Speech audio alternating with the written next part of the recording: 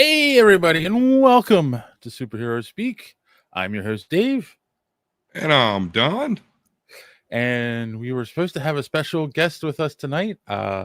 He has yet to show up. If he shows up, we'll bring him in right away, of course, but we will soldier on without him.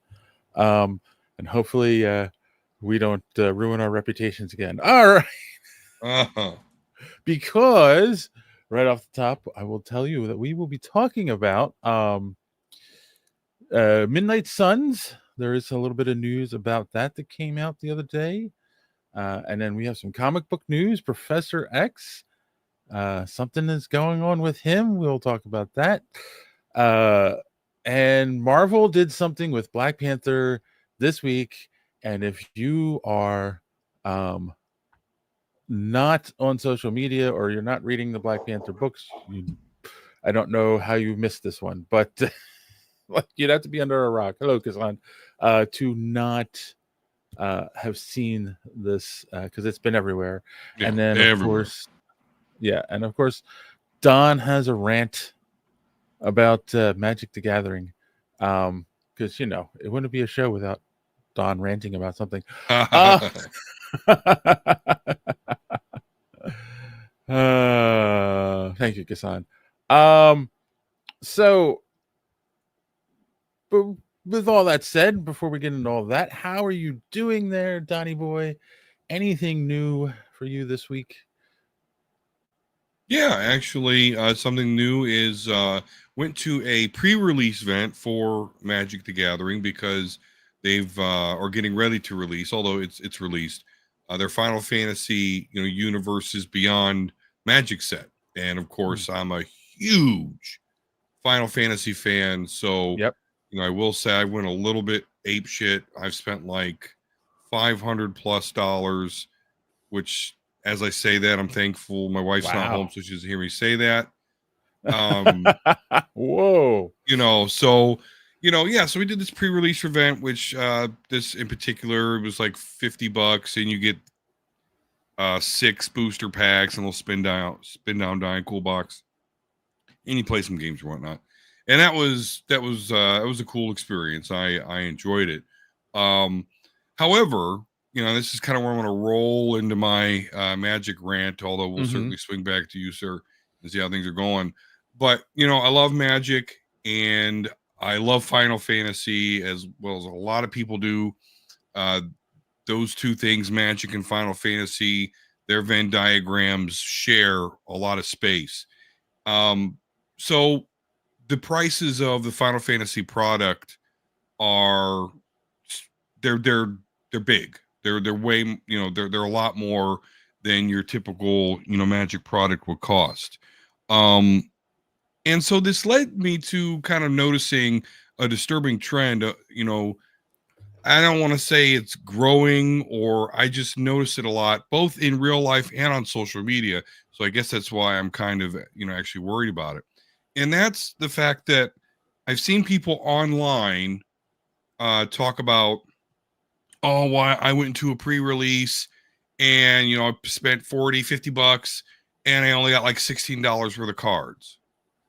And then as I'm at the pre-release event, as people are opening packs, like there's someone that works at the store, and even little kids like 10 years old actually end up beating the brakes off that 10 years old guy when I faced him in a tournament there. But yeah, they were talking about, oh, look at this card, it's worth this much, but this much. But it's like, man, come on. Like, this is a cool Final Fantasy set.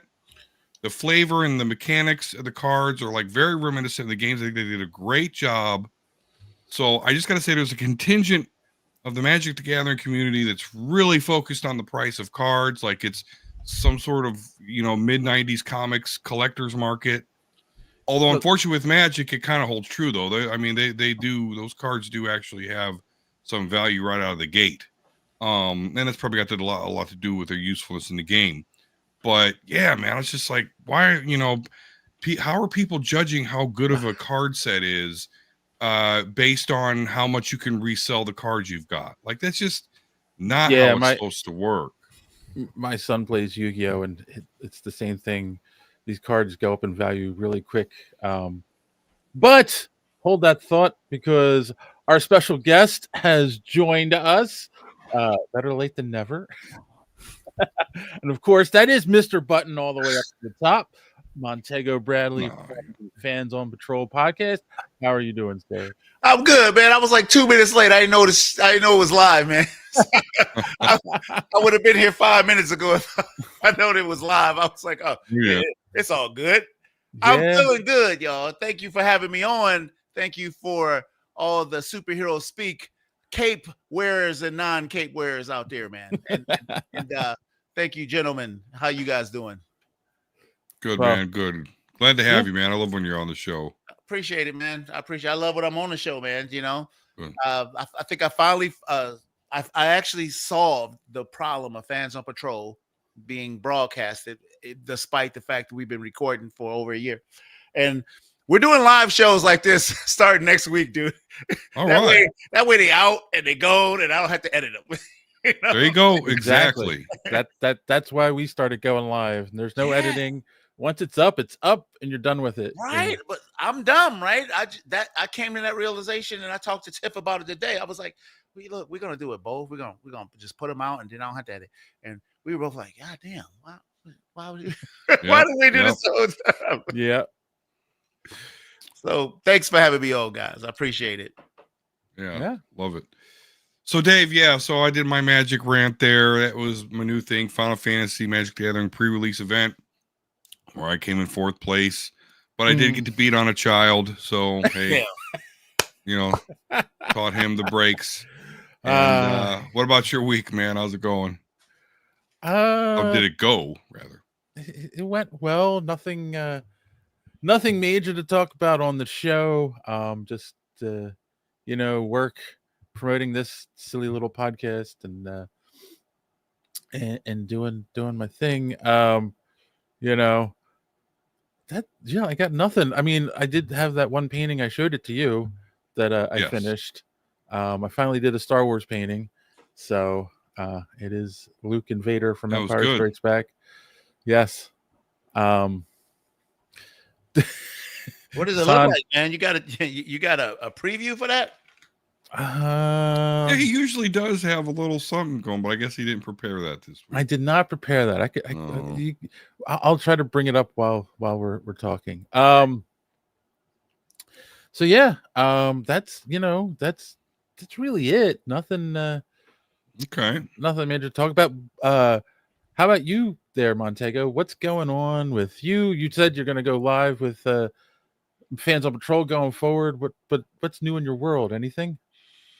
I'm in heavy transition right now, fellas. I work every day like everybody else, and I'm no rich man, that's for sure. But I got rich dreams. You know what I'm saying? I want to live like a rich man, and the hell with those people for having rich stuff. That ordinarily regular cats, can't access. So I've been on this mission to buy this yacht for the longest time. My buddy did the same thing. But fortunately, he is rich, but he wasn't always rich. he was a regular cat like us that just made a couple of right moves. But there's things that you feel like you can't access, because of where your station is in life, and I just refuse to accept those stations. You know what I'm saying? Yeah. I like boats, man. You know what I'm saying? I like yachts, and I got myself positioned to grab the one I want in 2028. But I don't want to wait that damn long now. I want it now, like tomorrow. You know what I'm saying? So yeah, I have push the schedule. I'm trying to push the schedule up because look, man, if I could stop working tomorrow, and get on this boat and get the hell out of here and broadcast via Starlink, which is ridiculously expensive, like $300 a month, just to have the damn internet. I will do it, and read my comics and, watch my movies and dive off the back and scuba dive at the same time. I refuse to just, be stuck in a station and just have stuff certain people think that they can only have. My buddy even showed me that, because even the boat he bought, it's a huge boat, but I could afford it. You know what I'm saying? I was like, right. Oh shit, I can't believe, and so Yeah. So what I've been doing all week is scheming and planning and doing stuff with money and, all kind of stuff with my financial person who I think I'm smarter than, you know what I'm saying? So I'm like, I don't know. I think I need to get another financial person. I'm scheming more than that person. You know what I'm saying? Screw that, Yeah. All day. Right. And so other than that, I had a guy come out to my house do aluminum siding. He was real cool. Because he liked all like my Star Wars figures and stuff like that. Right. But did he? Right? Or was he just like being a Right. salesperson? He's like, Mm. oh, this is cool. This is cool. Smells like you have water in your basement. And this one here, I'm in my basement. I'm like, dude, there ain't no water in this basement. They do that. They absolutely do that. And I'm like, oh shit, I got a con man in my house. So other than that, regular guy stuff, but I'm a schemer, like the Joker said in Batman. I'm scheming, dude. I'm trying to figure out how to get this money before 2028 because I don't think I can wait that long. I'm ready to quit, y'all. We all around the same age. I'm tired of this shit, man. I'm tired of I'm sick of it all. I'm ready to just get on that boat and just go and just have a bunch of fun, man. I can't see doing this stuff another like 2 or 3 years. I just can't. Yeah. Well, you could try to do what I'm doing. I got this Replit app, which is AI that'll help you create like an app or something. So I'm trying to put something on there for 99 cents, see if I can't get 1 million people. So Replit, it's an app. Check it out. You could just talk to or type to AI and be like, make this, and you could work through it. Dude, here's the worst part, right? There's so many ways to make money nowadays, right? Like kids are making money. Kids are, I made $1 million. You're like, holy shit, right? You made $1 million and you're 16, so hey, hats off to you guys. I hope it work out for you, man. I really do. I've been using AI for a lot of stuff too, but it's mainly scheming type of stuff, I mean, not that I'm doing anything illegal, but I'm just literally trying to like figure some other stuff out that just keep flipping cash, you know what I'm saying? So I can get the hell out of here because I'm ready to quit. Y'all don't know, man. I'm ready to quit. The hell with this, man. I'm tired of being people's bosses. I'm tired of working for people, all of it, even being an executive, man. I don't care no more, the hell with that, right? It's all about freedom at our age, right? We just want freedom, right? We want to read our comics and not have nobody effing bother us, right? On a beach somewhere. No, I totally agree. I'm sorry for dominating, but hopefully none of your employees are listening to the podcast or watching the I don't own anything, so I do own a couple things, but I don't own the place I work at, but I have employees, and my employees is like they'll party with me. I'll bring them on a boat. I treat people like partners. I've always treated like any employees I have as partners. I'm not that guy, man. I'm the boss and show me what you got. No, like let's do this together. And if I sink, y'all sink. If you sink, I sink. Right on. Man. But I'm excited to be here, man. Well, real quick, while you guys were talking, I was able to upload it. So there it is. That is my you got my painting. It's funny because like I said this before on the show, like I just decided the beginning of this year to paint. And I've done a bunch of them. I think it's like you didn't even know you had, and look at you. That's good, man. We again, like you said, we're very close in age. We grew up in the in the 80s where we had Bob Ross on TV all the time. Sure did. And I'm like, I could do that.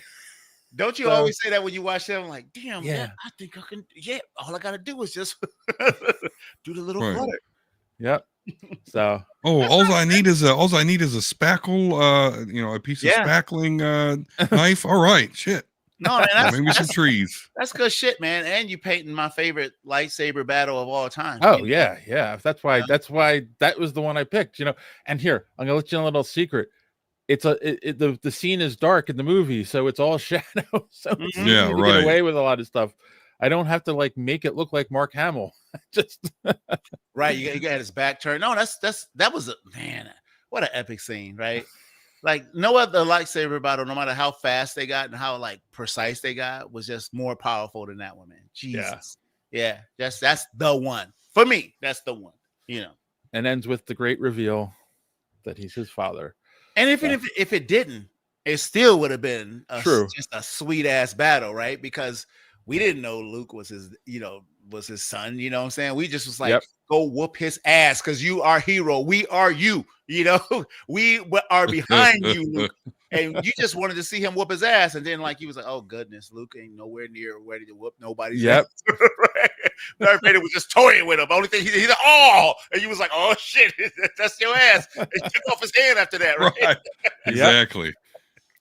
Oh, I can't let him do that shit again. Swap. Okay, we're done. He got a little shoulder. Luke got a little shoulder. That was it, right? That was it. Like, that's your ass, son.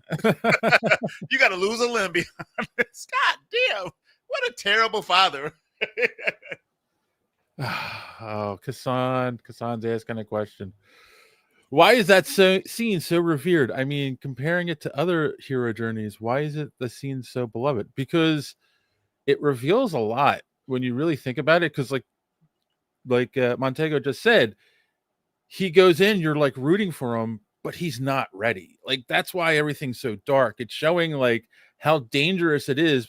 Him jumping in when he's not ready could fall to the dark side, you know. But what was really poignant was that he thought he was. So he went in there like a bull, right? He went in there like that stance that he was doing, you know, like before he ignited the lightsaber, was like, I'm about to whoop your old ass, you know, killing my aunt and uncle in the Empire. And he just thought he was gonna do that. And as a early watcher, right, you thought he was gonna do it too. You know, he was like, oh, it's about to be on. And then he just got his ass whooped. And he just got his ass. And he had a couple little sweet things, you know, with the impressive. And you're like, oh shit, okay, so he is cool, but this dude is toying with him. And then when Darth got mad, it was just over. Like in that hallway, and he was just like, you know, he was like, oh shit, oh, is he gonna die? Right? You know, because Han Solo already got froze, so he was like, shit, his ass is dead. As a little kid, you thought it was over with for him, you know what I'm saying? Like, oh, so I mean, it's just that confrontation of good and evil. And at that time in our lives, there was nothing like that. We had never seen like that in cinema history. Nobody had did anything that smooth and slick. You know, we'd never seen that before. You know. But what does make you think, you know, the only thing I can even add to that is it does make you think, like you said, he goes in like a bull, but then you realize, oh shit, he's possibly gonna die, and you think back to Yoda and Obi-Wan's talking about, oh well, there is another. If he fails, there is another, and you're like, oh, okay. Never knew it was his sister. I don't know who the hell the other was. Who's his sister? That he made out with. Sister. I mean, I know. So you have a twin sister. Oh shit! Then he got his ass whooped. Well, speaking of the dark side, yes, sir. Let's have our friend Dark Don tell us where you can find more superhero speak. Darth Don here. You must subscribe to Superhero Speak if you haven't already. And if you have already, make another account and subscribe again. You also will like this video. And while you're on the HoloNet, go to superheroespeak.com. Find the links to our merch and purchase one of our shirts. Don't skimp on the shipping, or else I will trap you in a box with an agitated Gundog named Brie Larson. I would just force lightning you, but we don't have that in the effects budget. Now, back to the show.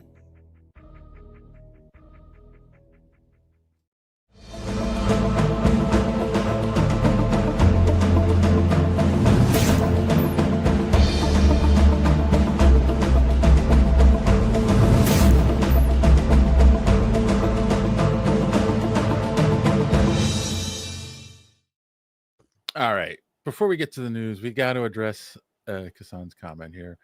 My goal is to push every episode to 2 hours by asking you tangential questions. Keep it up, You have Kassan. fallen hard. Keep it up, man. Keep it. That's right. Look, that is why we went to twice a week, so we could keep the show to an hour and still give you the same amount of content. So he wants twice the content, You know, I do miss those sometimes, though, those 2.5 hour. You know, I go to sleep. I go to bed. The wife's already asleep. So I'm like, oh damn, like an Indoki night.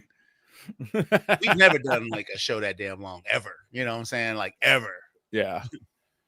All right. Let's talk a little news. So we have been talking on the show about the Blade movie and how it seems like it's not going to happen, then it is going to happen, but now it's come out. I don't know if this has been confirmed yet, but it has come out. I've seen it on a couple sites that the Midnight Suns production is moving forward, but Mahershala Ali's future as Blade is still in question. So I don't know how you do Midnight Suns without Blade. And I know Don's answer to that already. But I will ask you first, Montego. Are you excited for Midnight Suns, or do you want to see, a younger Blade take the screen?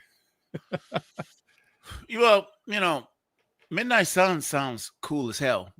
However, anything Marvel and Star Wars, i.e.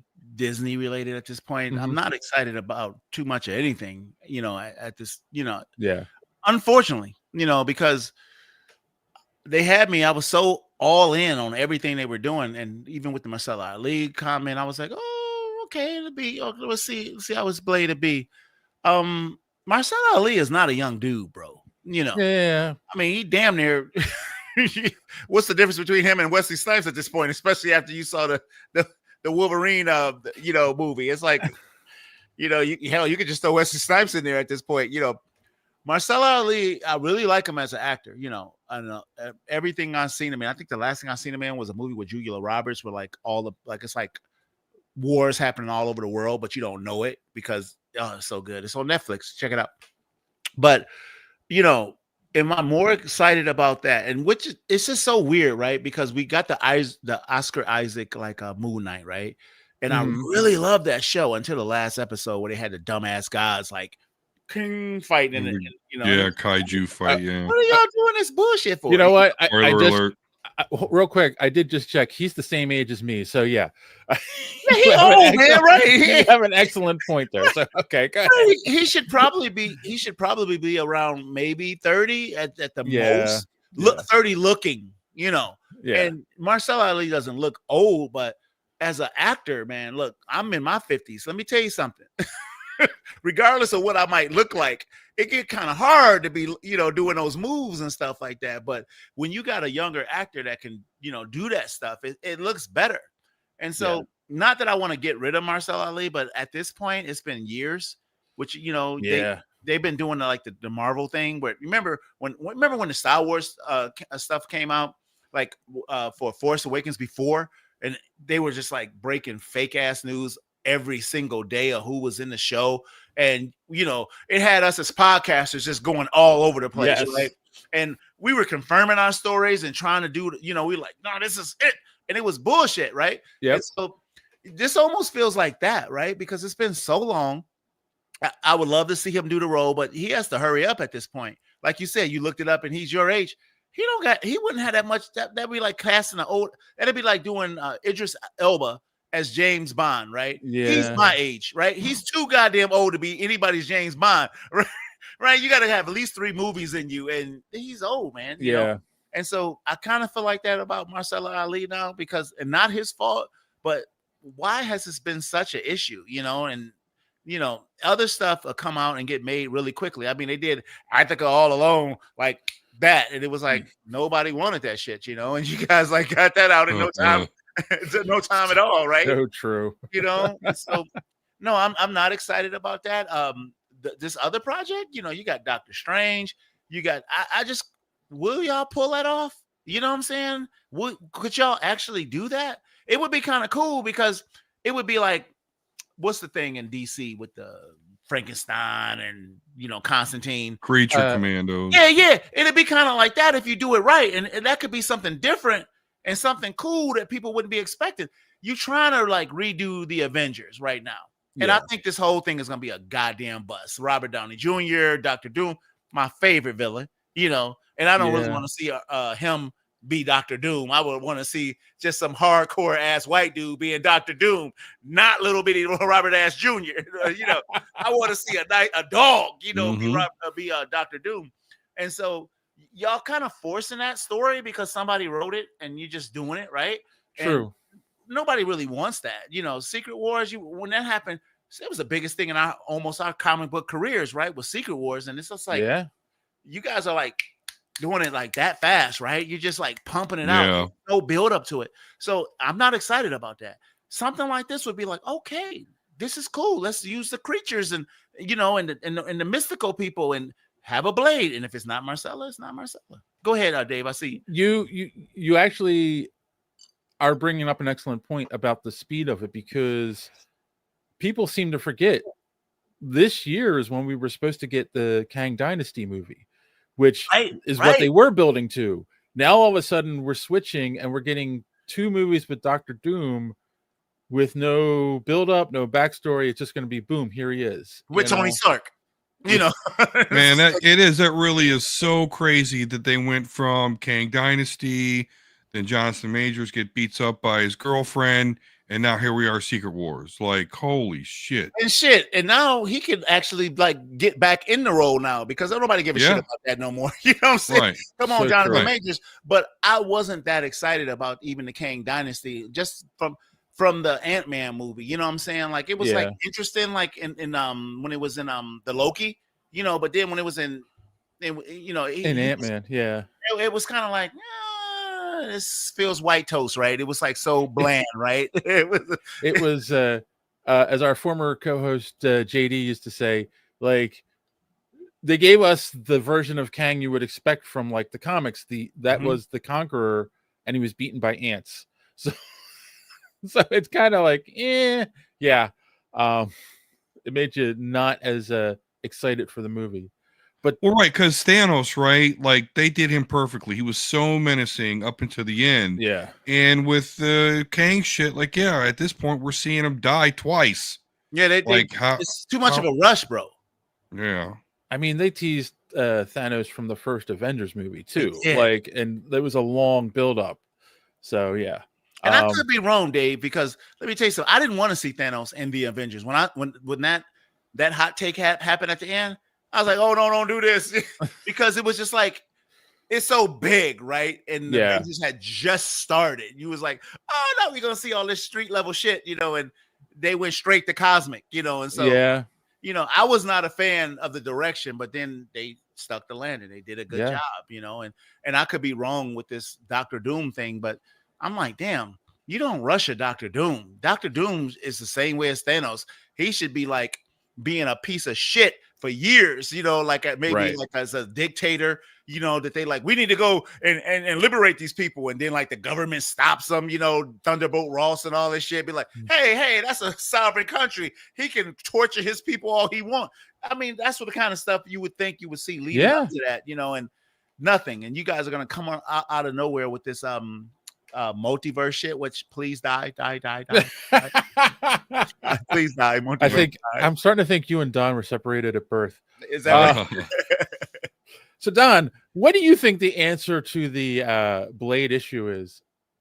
Well, I don't think, because you said his Marsha Ali is in question, his Blade project is in question. There shouldn't be a question. It shouldn't be in question. It should be fucking non-existent. I will never accept a Blade that is not Wesley Snipes. Oh shit! As long as he lives,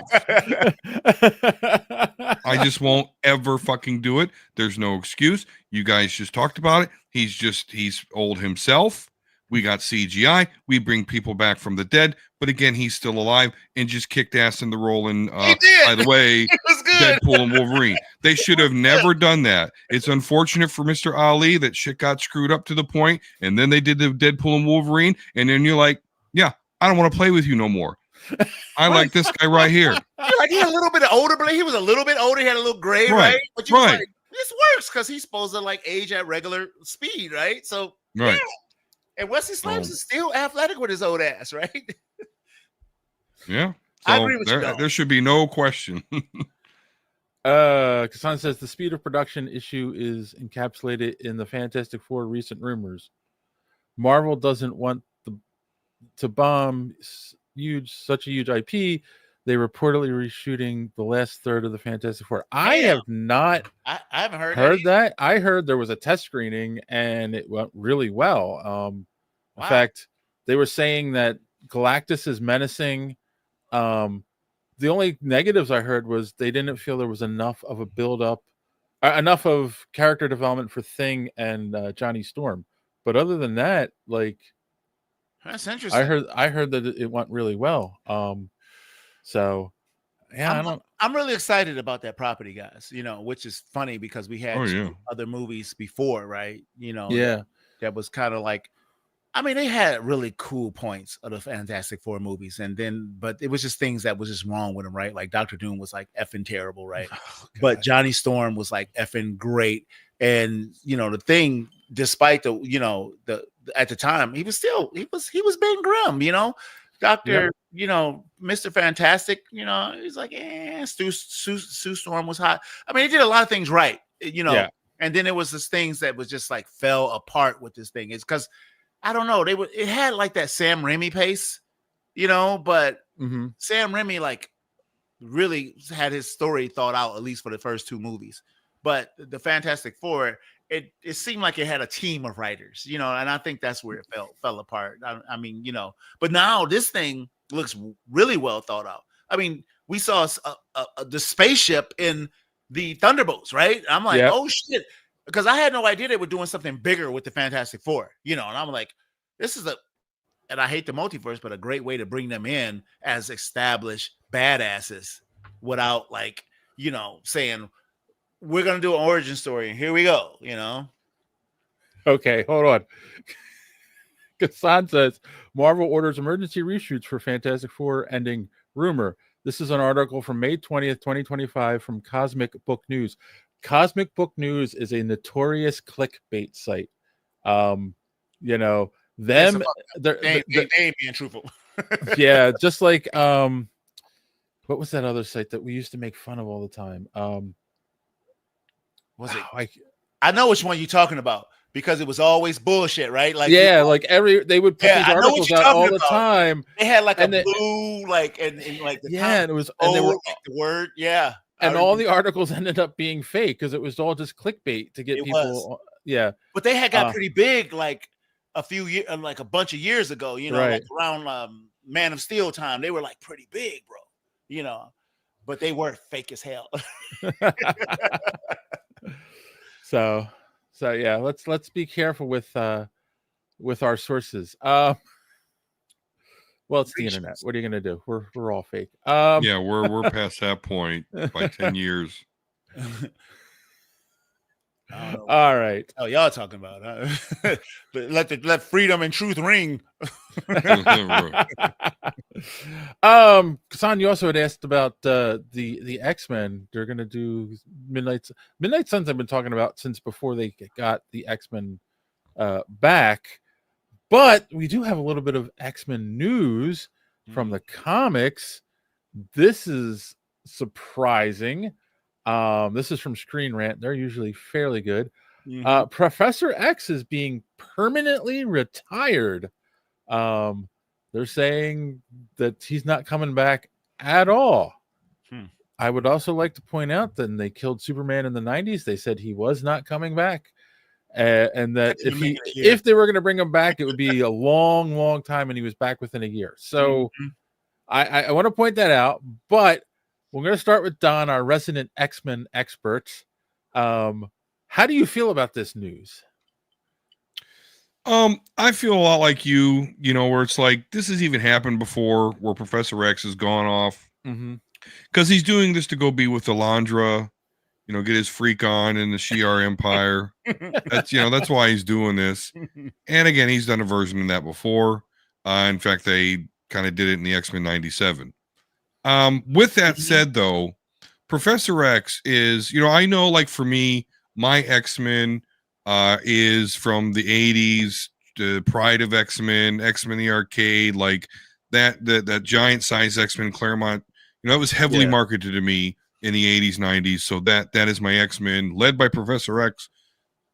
But that hasn't been the X-Men for a while. Charles Xavier has proven himself a couple times over to kind of be a piece of shit person. I mean, the whole reason Wolverine is on the team is he didn't do so willingly. Xavier was just like, oh, hey, he's a killing machine. He'll be useful. Oh, you want to be an X-Men? Okay. So, and that's just one of many questionable things that Charles Xavier has done over the years. Betrayed the trust of, leading X-Men or original X-Men. So the X-Men concept has moved beyond Xavier as far as his dream and him being leader. He's proven to he's not, he's part of the Illuminati. He's part of the group that sent the Hulk to Scar. Mm-hmm. So, so with that said, it's logical. I'm surprised, however, that his like parting message to the X-Men was, and for God's sakes, build a school. How do they go from Krakoa to now he wants a school built? I guess I don't have that recent knowledge because again, the $5 a book to get a smidgen of a story, I can't do it. I'll do the trade paperbacks or Marvel app or something. I'll catch up. Yeah, do the Marvel app, bro. That's what I've been doing. Yeah. I'm reading the old stuff. So yeah, it's so good. It's cheap. So yeah, I mean that's how I feel about it. I mean, Professor X is a kind of a dirtbag, and he's not the best symbol out there. He's probably going to come back anyway, and there you have it. So it's much to do with nothing. Two things. It just hit my brain. We got this covered. That's the website. Like, yep. Now that you say it, we got this covered. We used to make fun of that all the time. And lest we also forget, Professor X is the person who erased the Scarlet Witch's memory of the twins, which is basically what led to House of M. So no more mutants, right? Yeah, no more mutants. So yeah, he's done a lot of questionable things. I don't know. What do you think, Montego? You think it's time for them to retire Professor X? Hell no. I think that let's put it down to a human level, right? Mm-hmm. I think it's been some shitty writing over the last few decades, and yes, and I think because of that shitty writing, these cats have no idea what to do with some of these characters. They just don't. And so they do this shock shit, and they, Professor Xavier retiring is like, huh? Well, he been dead, right? but and he just gone, and then he come back and he walking, and you got, depending on the writer who they bring, who think they're gonna do something spectacular. I'm gonna kill so and so. You're like, you just weak, right? Because a good writer could figure out what to do with these characters without doing some stupid shit like that. It's like when those cats in Star Wars was killing off Chewbacca and the Han's like Anakin's son. They just Jason, Jaina, right. They're just killing off characters, and you're like, damn, man, you didn't create these characters. You come in, they commission you, and you just get rid of them. Same for these comic actors. I mean, these comic writers. They don't know what to do, bro. And so they do this instead of trying to figure. You know what? You got it don't even make sense, right? Captain America, like World War II was so long ago, and you do this, and they keep writing, and they keep stuff canon from shit that was don't even make sense no more because the time is so long. Same with the X-Men and stuff like that. Please, it's okay to reboot some of this shit and start fresh. I like the teenage Spider-Man. You know what I'm saying? I love it. Yeah. And then, but he's so grown in the comics, right? Yeah. To the point that he didn't have a kid in some aspects, and she's grown doing Spider stuff, and it's just like it gets to a point that it just doesn't work. And unless you Bart Simpson the characters, which I'm all for, fucking Bart Simpson, everybody, just keep him at a certain age within 10 years and call it a day. But they don't do that. But so then they invite this guy or this lady, right? Because I saw some of the names, and they come in and they're like, we're gonna do this, and he's not gonna, he's gone, and and then if he's gone, you're gonna have him do like adventures out in the cosmos. Fine, that's fine, but he's retired, he's never coming back until they get a new writer, bro. And then they want to bring him back, and so these writers really need to think about continuity, and as far as like what I know I'm kind of talking on both sides of my neck because I'm talking about rebooting and continuity. Yeah. I think that continuity is great to a certain point. Like Spider-Man would be great from 15 to like maybe 26. And then you got to start over, man, because it just gets to the point that this is like not interesting no more, right? Because you got this grown ass dude still trying to figure it out. And, he's like 36 and shit, you're like, he's still trying to figure it out. No, Professor X is the most wisest person pretty much in the Marvel universe as far as wisdom is concerned. And then, but he does all this like Don was saying, questionable shit, right? You're like, damn, you did that? He would never do that. At the time, you had a shitty writer coming in saying, let's do this. And even the writers might be great writers, but they don't have an affinity for the characters, I think, like fans. And then they just do stuff to make the character, in their opinion, interesting. And it's just not interesting. Like, if you got to do this and get rid of Xavier, which is the heart and soul of the X-Men, I don't know. You should try harder, because I've never liked, the school of, not the Xavier school, but the not Madison. What's the Phoenix? What's her name? The Jean Grey school of, the higher learning. Yeah. I mean, you're doing shit. Just like youngsters really taking the core of who the team is supposed to be and turning it into something else, and that's not what it's meant to be. You're going so left trying to make a story, then nobody ever asks you, hey, can you stay in this box? Can you stay in this box and write some cool shit? Because at the end of the day, we want to see people fly, whoop ass, have some compelling heart stories without like just destroying a universe in the meantime.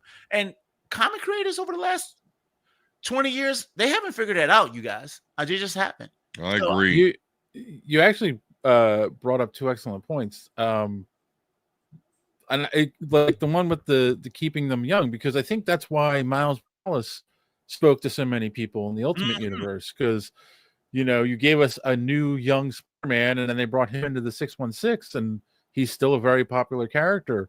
And then the shock content aspect of it too, where we're going to talk about something in a second it feels like it's being done for shock content. And we just talked about in our last episode, it was revealed that Wolverine killed Peter's parents. Like, that's come on, man. Come on. What's how that meme go? Come on, man. Get out of here.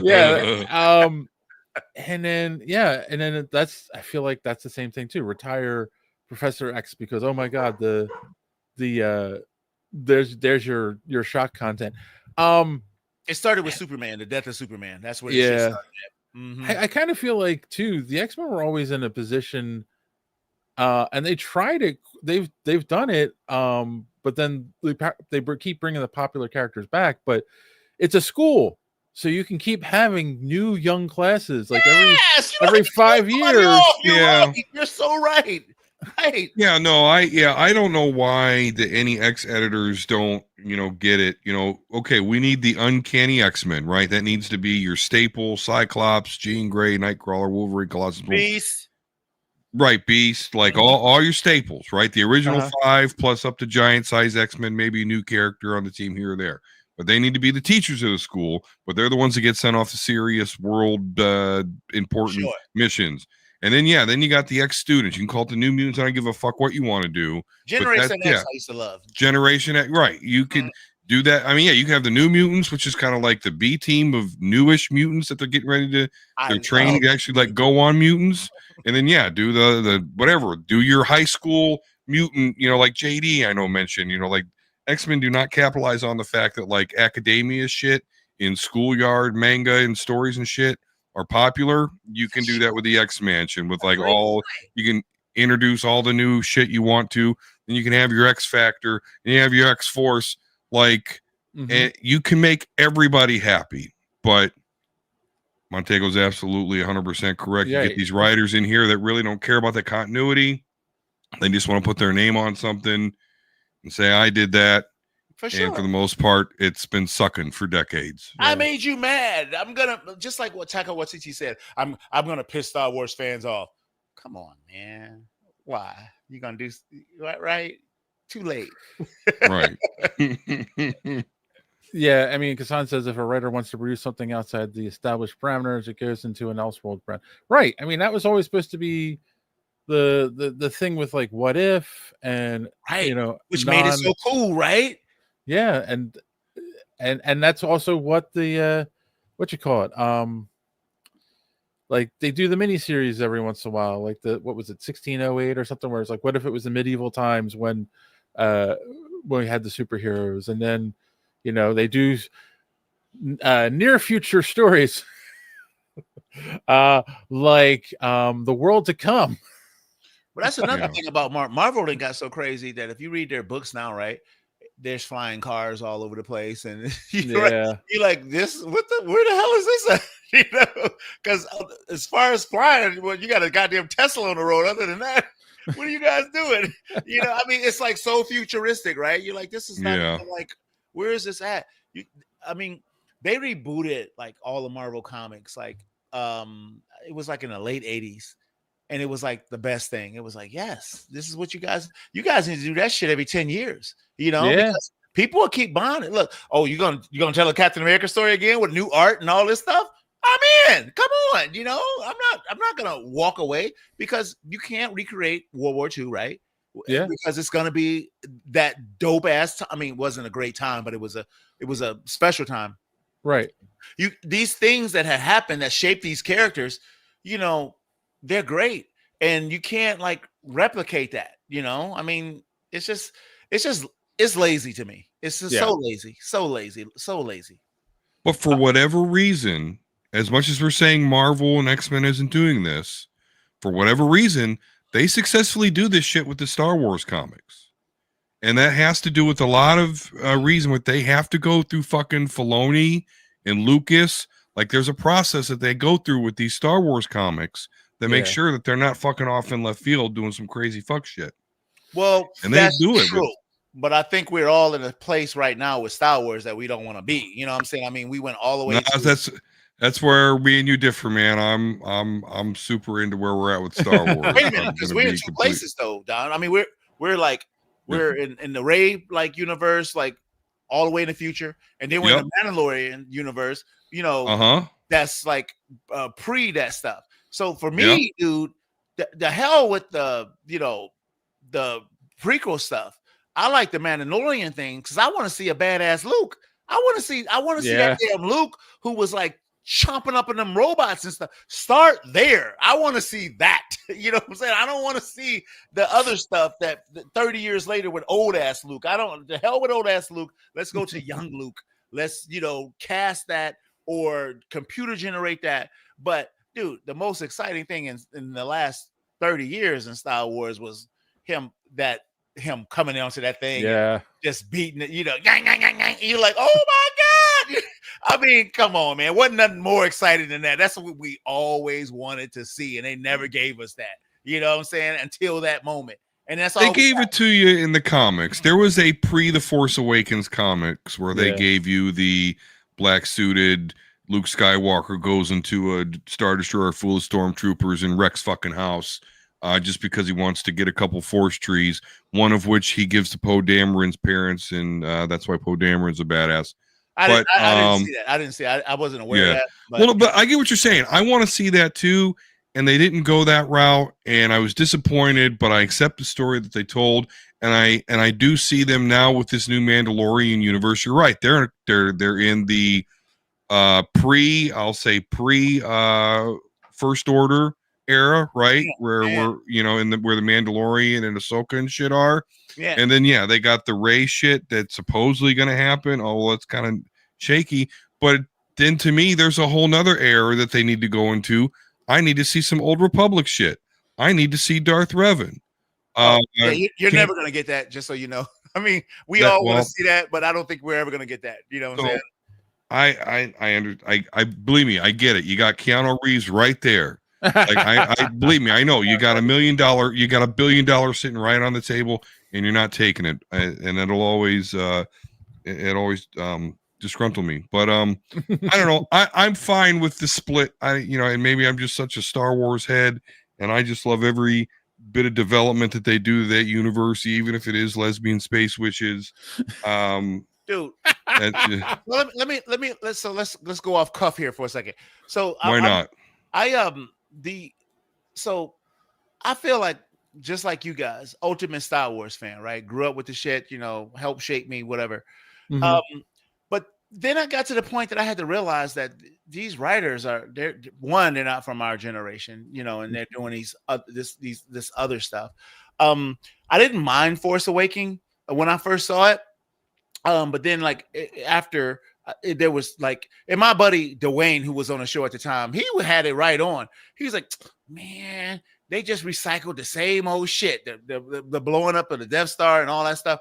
And I was like, ugh, he kind of right. But they were doing stuff better than we had seen before, using practical effects and real world stuff. And because Lucas did all that with the prequels, all that green screen shit, and we was just like, no, And so when Abrams brought the stuff in the real world, it was so pretty, And so the characters of Rey and Finn, I loved in Force Awakens. I just wish they both would have developed to be Jedis, both of them, But they went this weird way with Finn, and they went this weird way with Rey, right? Because why did she have to be the Palpatine's granddaughter? It was so fucking stupid to me. But I get it. Your superhero speaks. Your Michael Ellis Reagan. He loved the what was that? What's the last name of the movie? The Rise of Skywalker. Rise of Skywalker. I'm a Star Wars fan. Asking y'all, what was the name of the last movie? Because it's just it was just what did you guys do? It looked good, but then when you got Mandalorian season 1 and 2, I thought it was great, but then it was other stuff. But Andor is my favorite, man, on Disney. It's just so good. What your boy asked me about? What's up with me? He was just saying, it's Frosty just saying, what's up, guys? Montego, what's up? What's up, brother? Yeah, I mean, as Kassan will say here, yes, Don, you are in an abusive relationship with Star Wars. Let the man speak truth to you. I don't quite think it's abusive, but I will admit, that trilogy, the sequel trilogy is disappointing. I like it. What? Mark Ellis Reagan. There we go. Thank you. Get out of here, dude. I know thank you. My new best friend, E.M. Ray Guns. Right. Rise of Skywalker was cool, man. It's not where we want. It's not what you guys wanted to see. It's not what I wanted to see, but it's where they went. And I appreciate that's my that. problem, Don, because it's they didn't have a coherent vision, and they was bringing in, they were writing it toward the end, right? And it's you guys need to be more careful with the yes. Then you come on, man. You got 40, 50-year-old nerds, man, who saw this shit when we were 6 years old, and been wanting a mature Star Wars and to have it grow up with us the whole time. And we didn't get that into Andor. And if you guys sleeping on Andor, I don't know what to say about it, because holy shit, right. Andor, that is the truth. It's just shit, this is so good.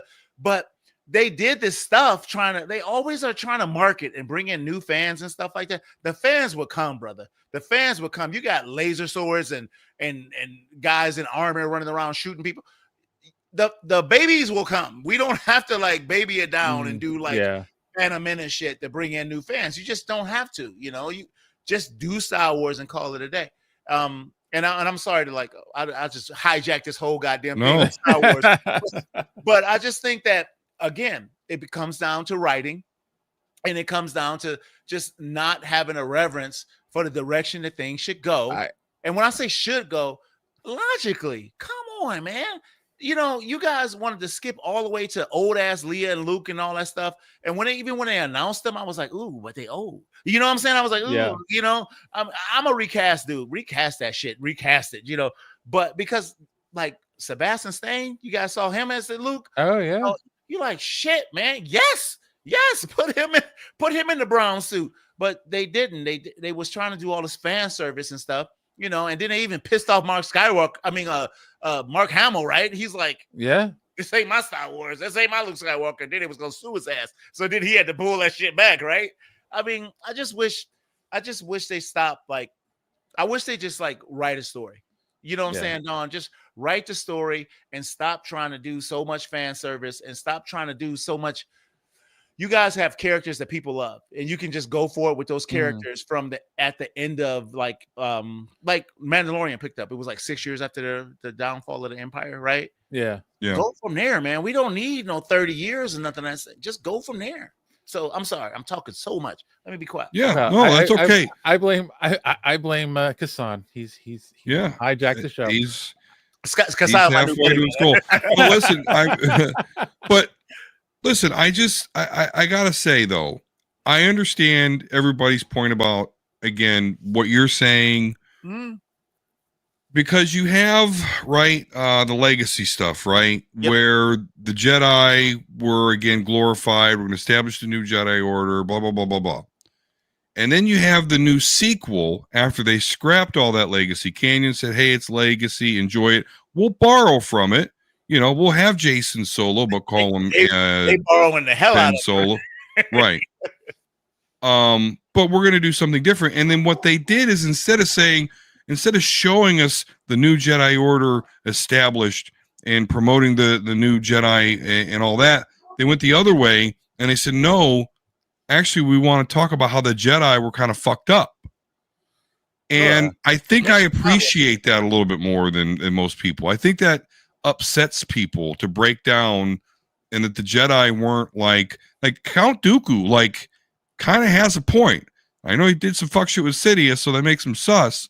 But Dooku, if you start to look into what he, what he was about and why he left the Jedi Order, there's not a lot you can disagree with. So I just think that part, on top of the fact they didn't get the badass Luke, makes people uncomfortable. He knew the plan, though, Don. So it's not like he was like, you guys are fucked up. I'm leaving. He was like, you guys are fucked up. Great. Yes, you're correct. You know what I mean? So it wasn't like he was like nobody. If he would have, like they did in those Tales of the Jedi. If that was Dooku, holy shit. So much better, right? So much better. But you knew the plan because you was getting manipulated by this little punk over here, with the I just can't imagine that dude being as badass as they showed him in Revenge of the Sith. He was just so badass. He was like, come on, man, look at this dude. He wear a dress every day, Oh, you didn't even see. Did you see him fight Darth Maul and Savage Press in the Clone Wars series? Yes. Okay. I watched all the Clone Wars. Yeah. Yes, okay. Go ahead, Dave. Sorry, Dave. I'm so sorry. You know what would be awesome if we got back on topic? Okay. Hey, I want that EM Ray Guns guy to come on the show, though. Boy, I got a kindred spirit out there somewhere. All right. I asked Mark Ellis. He said no. So he said he had too much to do tonight. Wait a minute. Yet he's watching here. Oh, that's some bullshit. I asked both of you at the same time to see who would say yes. But then he commented on the show. All right. So I'm sorry, Dave. I'm sorry. No, this is the 1 hour. Yes, exactly. And this is kind of the reason I wanted you on, because if Don and I talk about this, we'll get canceled. All right. So a new miniseries came out. The first issue stands on Wednesday, and it's called hold on, I'm gonna get my notes up. The World to Come. It's a Black Panther story. It's a near future story. T'Challa's an an older man ruling Wakanda. His son comes out to challenge him. He's in a Black Panther outfit, so you don't see his face or anything. They do the challenge, and the son wins, and he takes his mask off, and it's a white dude with blonde hair, and that's how the issue ends. So, of course, if you've not been living under a rock, this has been all over social media. Everyone's talking about this. It has brought up all of these stupid memes that came out a few years ago with Ryan Gosling taking over the role of Black Panther in the movies. And they're going, look, they did it in the comics. Yeah. So I'm gonna say something. I'm gonna say two things before getting this. Number one, it's a near future story, which means it's not in canon. Yeah. And they can easily erase it. And of course, it's written by one of the greatest Black Panther writers, Christopher Priest. He's not gonna just, replace T'Challa with a white dude. There's a something in this story that is gonna be good. But all that being said, I'll start with you, Montego. What do you think of this concept? Well, first of all, it's they're trying to sell comic books, Yeah. And so let's make the Black Panther, White Panther, yeah, and so that'll sell some books. Mm-hmm. So that's the first thing that was just like, okay, we see what you're doing. It's a little disappointing for me with Marvel because it's such shock bullshit to me. Like, okay, this is what y'all gonna do. And I'm not like hurt or nothing like that because there's stunt after stunt after stunt that we can count on with comic books over the years. And so let's make the Black Panther, the White Panther. Now that would have been fine, if you didn't try to have him with some fake ass lineage to T'Challa, which none of this makes sense, So if he would got with a white lady, right, and had a son, the son would be black, and we all know it. So right, what are we talking about? Because he would look like me, right? And then so true. If he would have, just then you're saying what maybe he had to be some adopted son, which would give him no challenge to the throne whatsoever. So I'm like, writers, do your fucking job, right? So you would have no challenge to the son because it's all about bloodlines, right? That's what Killmonger did. He was a cousin. He was literally a bloodline, of noble bloodline. And the other noble tribes and stuff like that, it has to be bloodline. You can't just be, hey, my name is Leroy, from 55th, and I'm gonna challenge for the Black Panther. It doesn't work that way. So, this cat pops out of nowhere and says, I am the son of T'Challa, and it's like, okay, first of all, you're 100% white. He's 100% black. You already adopted son. You don't got a goddamn stake in this game whatsoever. No asshole. So bye. Right. And then he's like, I won. I am now ruler of Wakanda, the most powerful African nation that doesn't exist. And I would challenge any white man to go to any African nation and say, I rule you now. Just saying it. It ain't happening, dude. Your ass is toast. You better run. And so it's not even well thought out, man. It's like, what the this is such clicky shit. And when I say it's even clicky shit, like the article that you sent me, the comments was just full of just douchebags, just like yes, just like I'm not a Nazi, but I love this, and you're like, yeah, you're a fucking Nazi, and you just looked at it, and you're just like, look at these clowns, it was just like all these race hating idiots, it's like, and I'm like, this is what Marvel wanted, or at least this writer, right? They how people say there's no bad press. It's all, there's no good press. There's no bad press. It's just press, and so if they're saying your name, whether if it's good or bad, and I'm like, damn, is this what Quesada and the rest of these clowns have sunk themselves to just do some shit like this? Now, I will say this.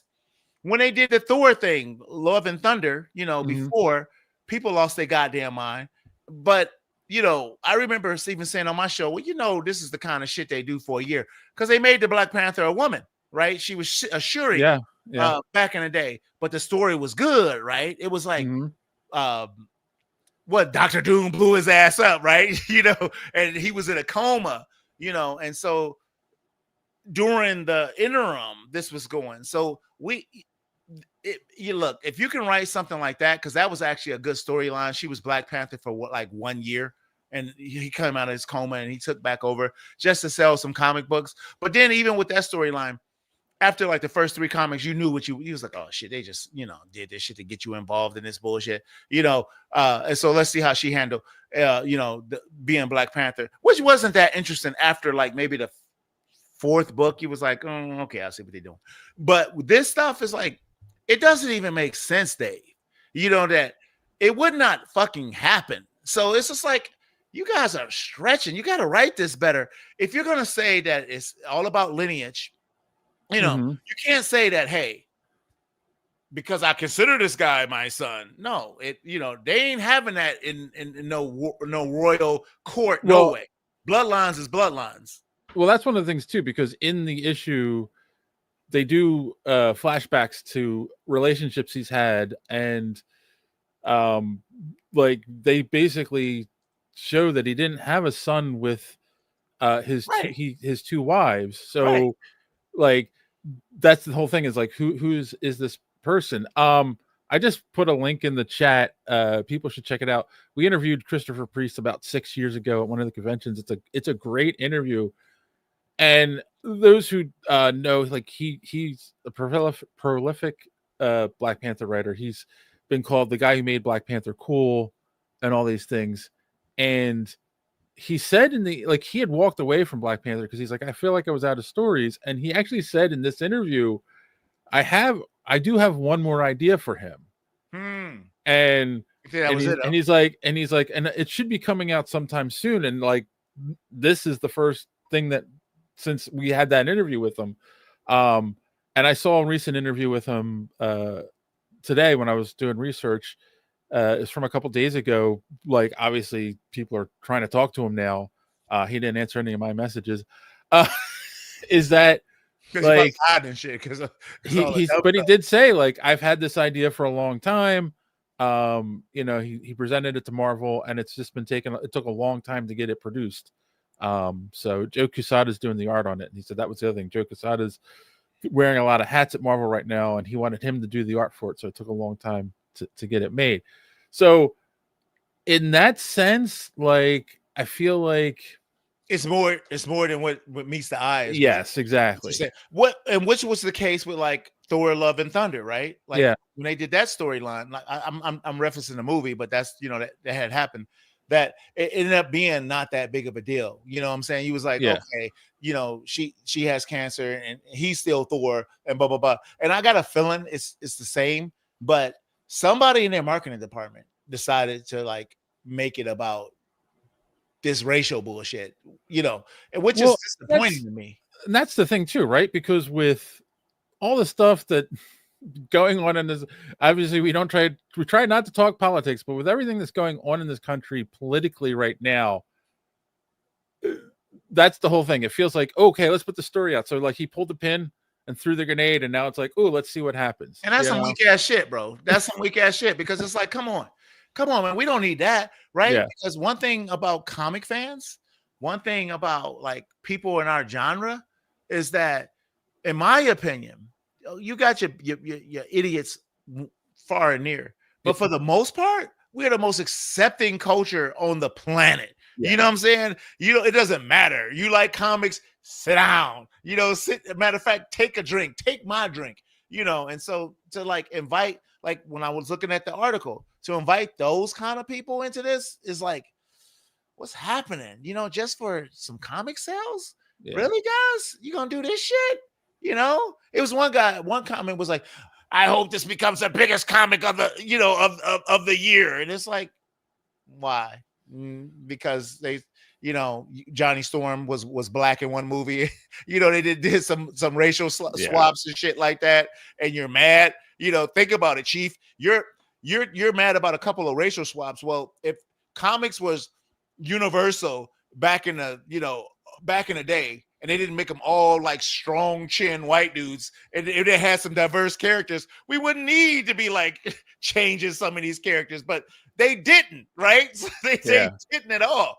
And so it was very racist and shit. And so even though they were great characters, it was still, and most of these guys was written by the Jewish community, who Yeah. was hiding themselves, right? So they were just like Mhm. blonde hair, blue eyes, Well, make this one with dark hair, make this guy with dark hair, make the most powerful one with dark hair, And so I get what they was doing, but they were hiding too. And Yeah. so they did not want to do what they were doing, but because there were no diverse characters, no diverse like heroes at all, Hollywood was like, look, we got to come on, man. We got black people coming to this movie. They want to see themselves, Latino characters. They want to come see them. So we got to do a little swappy. Look, we ain't there yet, right? Like we're getting diverse heroes that they're like changing in, and John Stewart, shit like that. That Black Panther, T'Challa, and it'll be like a few years from now, maybe 10 years from now, but like, oh, this is a very diverse genre. We got all kind of heroes. It looks like, We Are the World video, with heroes, which is cool, Right. but we're not there yet. And so that's why some of that stuff was done in the past. But, but the marketing really carried it to bullshit. And let me put it that way, because the story might not end up being that bad, to be honest with you. But I just still don't see how you're doing it, talking about he's white and he's his son. Come on. Next person. I'm sorry. I was gonna say, so Don, show us your racism. I mean, no. Show us your racism now. Show it to us. No. I'm Luke Cage. What do you think? Do you think this is just a marketing ploy, the way they did it? Yeah, I mean, there's really not much I can disagree with what has already been said, and it's just disappointing because they had to know this would elicit, some bullshit comments from that group. The people that, again, I was making fun of there, but yeah, that are like, oh, we got him back. We got one back, and you'd think that if you would ever do that, that you would stay far and away from characters like, Black Panther, that are African, Wakanda, the strongest African nation. Or imagine if they did it to Storm, like, again, a character that is heavy, right? And so, race swap, I don't really, I care less for. As long as the story good, it's fine. Mm-hmm. But this it doesn't make sense. It completely fucks the story. Like you're saying, it wouldn't fucking happen. So it does just seem very clickbaity, and again, they should foresee that this is just not really good at all. I mean, we'll see. Let the story ride, but I definitely think, I said it in our last episode. Infamous is still famous. Yeah. So here we are. We're talking about it, right? We're talking about Black Panther. But I'm glad that you came on, Montego, because my Omega Level Nerd show that is no longer, but obviously my podcast, my podcast partner, J100, talked about, Black Panther, and he described it as Black Christmas, and so obviously that goes to, show you how powerful that first Black Panther movie was. And then, of course, we lose Chadwick Boseman. And so that kind of gets derailed. Yeah, I know this Shuri, she does her Black Panther thing, and that's cool. Terrible. Terrible. Montego and I'm pretty sure we agree on this. They should have recast him. Yes. God damn it. He's not Black Panther. Yeah. Recast him. Shit. He's too important character to just kill off, man. Get out of here. What are you guys doing? Yeah. I'm also among that camp. But I just with Christopher Reeves. Shit, guess what? They kept going. It's one coming out now, Yep. Exactly. And with that, I just hope they really don't follow suit with this in some multiverse bullshit that we see in the movies, to see if they, it's like a Kill Bill joke at this point, right? Because Beatrice Kiddo, the main character, her code name was Black Mamba, but then there was the actual person of color on the team, and she's like, I should have been Black Mamba. Like, come on, that joke's so played out. So let's think harder here. Yeah, and that was the thing too, because that was the other article I kind of included as a joke in a way, where there was the meme a few years that came out about replacing Chadwick Boseman with Ryan Gosling, and then now there are people saying, "Oh, look, now they can do it," in the MCU, and it's like, Yeah. nah, I don't think they're gonna do That would be in very poor taste. So Yeah. It's just like, come on, man. I mean, I don't know, man. Like, you can't have like a Celtic hero. I'm a Celtic hero, and then and cast a black dude. Even black people be like, oh, what the hell are you talking about? What are you talking about? You know what I'm saying? No way. If it's gonna be an ethnic character, you know what I'm saying, then keep it ethnic. I wouldn't even give a shit if they recast Jon Stewart as a white guy. You know what I'm saying? But T'Challa, his kid, all of a sudden, look, if he had a kid with a white woman, the kid would be black, bro. I'm sorry. That was just a funny thing is like, I know that it's true, but I didn't. It's going to sound weird. I didn't think about that until you just said it, and it's like, yes, I know many interracial couples, and if it, if it's a black man and a white woman, they have a black kid. Like, yeah, they look like me. Yeah, exactly. So, but that's the point, because this kid is not even supposed to be, like lineage. He's supposed to be like, they're like perhaps adopted. Then he wouldn't even have claim to the throne. So this is not well thought out. You know what I'm saying? Yeah. This is bullshit. Whatever y'all doing it's not even well thought out. What are you doing? He would not have claim. His ass would get executed, stepping up, talking about I got claim. I think they're gonna pull some multiverse BS with it. I come from the 2929, when you are my father, and everybody comes out white, no matter who does what. I am your son. Oh, like it's so far in the future, like all the blood types are just one now. Although in real life, when that happens, will be more color, not less. But anyway, that will happen in thousands of years. But anyway, here's the point, though, Don. It's you guys are stretching to make this like grounded. I don't want to say realistic. I'm saying grounded, right? They're gonna have to explain like how the Dora Milaje just doesn't put a fucking spear through his face. Like it, yeah. Right. Who are you? Well, well, because it is well established that whoever has the mantle, that's they're supposed to be loyal to them. He did win it in combat, but they're gonna have to be. But not everybody can step up to that combat. It's not open to Joe Blow Schmo. You know what I'm saying? Right, because he was wearing a mask the whole time. I want to be king of Wakanda, And like the American government would like every day would just send their best person just every day to Wakanda. Right. You gotta have lineage, bro. You gotta have. That's why Killmonger was able to do it. Right. Right, but he also had the tattoo that proved it. So yeah, he was part of the royal family. Right. So, and not only that, like even with like the Ape King and stuff. They have noble houses, and they can challenge. But who the hell are you? Where the hell you come from? You his stepson? Oh, get the hell out of here! No, you don't count, Chief. No stepsons. Your daddy might love you, but come on, you can't step into this arena. Sit on your ass on the sidelines and just watch this shit go down. You will never be king. Get out of here. That's what will happen. So it's kind of like bullshit that they like doing all this stuff. Frosty, yeah, you're right. Bucky would, because he was the White Wolf. Shit. Yep. Thrawn says John Cena should answer the Black Panther Open Challenge. No, they can't see him. They can't see him. I love that damn show. What's the name of that show? The one Peacemaker. Peacemaker. It's my favorite show on television. Oh my god, it's so good. He one time went on a safari and visited Wakanda. That's his claim. Oh my god! But that would only be his goddamn claim. That don't make you family. Oh, so he's British then? Oh. So yeah. Again, I trust Christopher Priest.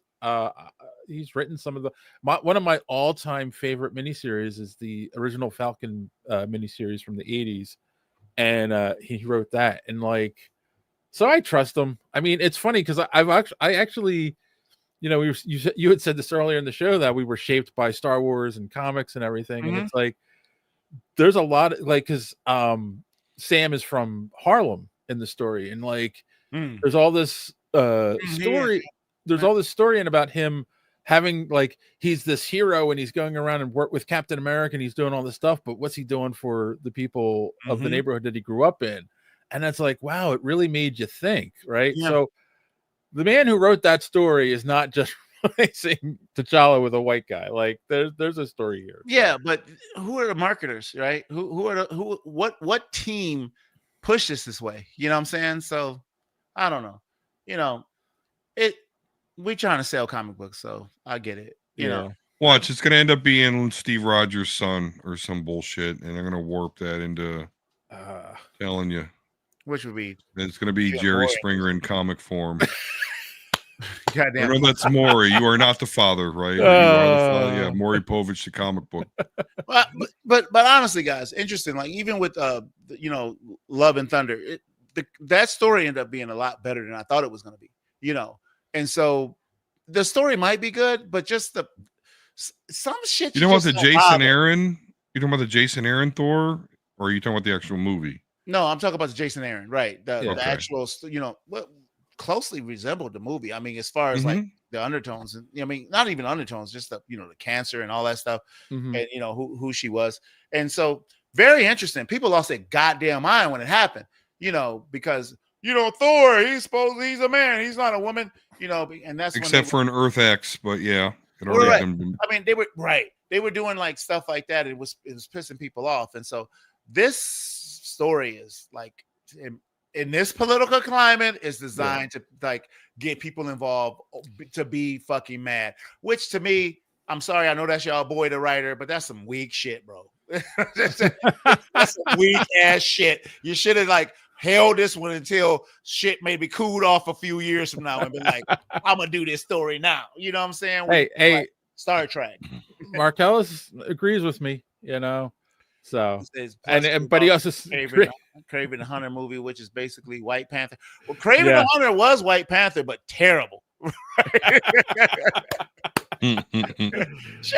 show it was terrible, right? Why would that black woman give this white dude all this power, right? I'm gonna give it to this guy because I think he's hot laying here dying, right?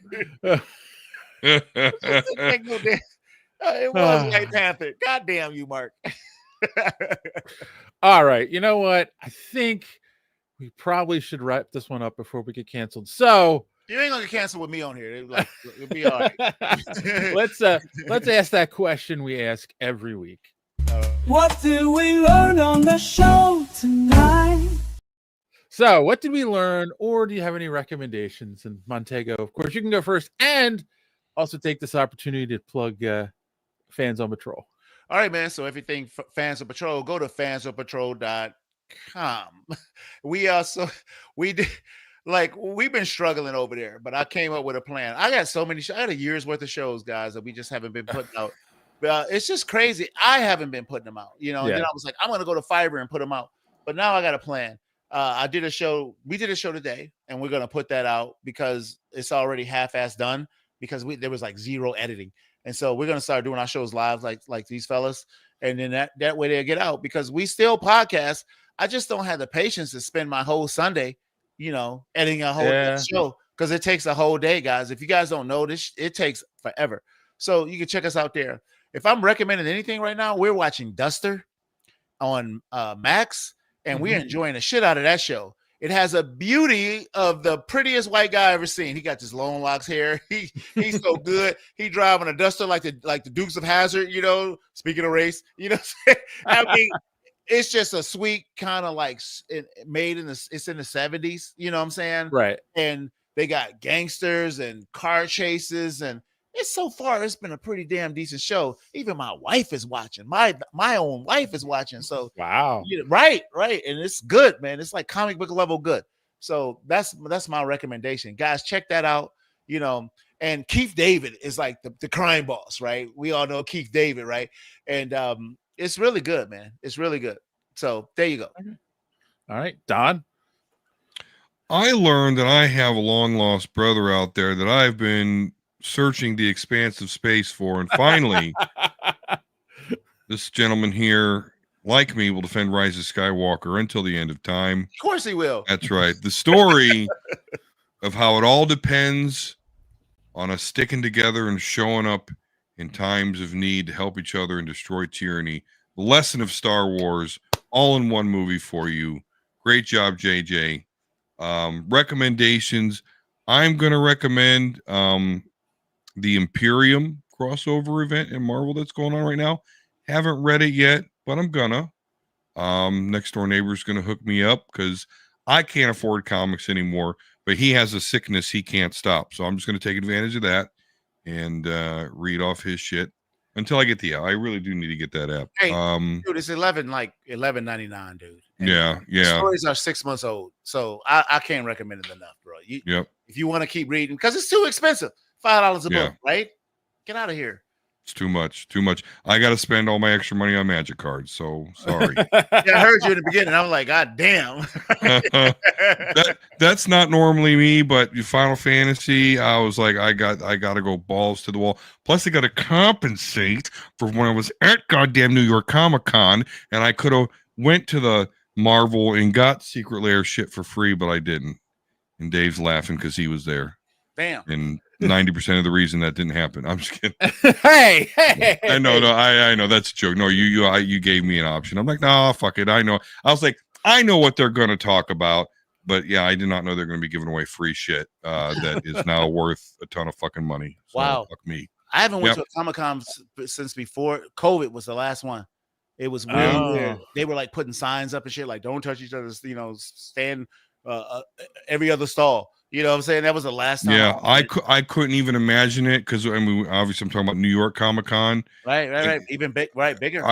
Holy shit! Like that, you couldn't. I mean, we're walking like penguins the whole fucking night. You know, they're. Yeah, I was there the year after, and it was no, like they had everything spread out. It was, I think, 60% capacity. I was say it wasn't the same. It couldn't. No, it wasn't the same at all. No. So. All right. I learned a lot tonight. I missed talking to Montego. I'm so glad he came on tonight. Thanks, this fellas. has been a great conversation. I learned that Marcellus has a disease that you and Don share. Oh, he loves Rise of Skywalker, dude. He doesn't have a disease. He's got a fever. A prescription is more sequel trilogy. And I haven't. I actually went to the comic book shop yesterday to pick up The World to Come. Unfortunately, I got there 20 minutes after they closed. I didn't realize they closed at 7 on Saturday. Right. So, but I am going to recommend that people should go out and read this and not judge it based on all crazy people on the internet talking about it. So you're recommending fall for the hype, huh? Fall for the hype. Again, Christopher Priest is one of my favorite writers. Fair enough. So, and he hasn't written Black Panther in I think at least 15 years. So this should be good. I like the Ta-Nehisi Coates stories that were written that he did with Black Panther. They were really interesting. All right. Well, on that note, boys and girls, as always, thanks for watching. Don't let your cape get caught in the door. See you next time. If you haven't done so yet, subscribe. It really keeps this podcast alive. Smash the like button if you please. It gives us what we need. Maybe leave a comment or two. It's a really nice thing to do. And what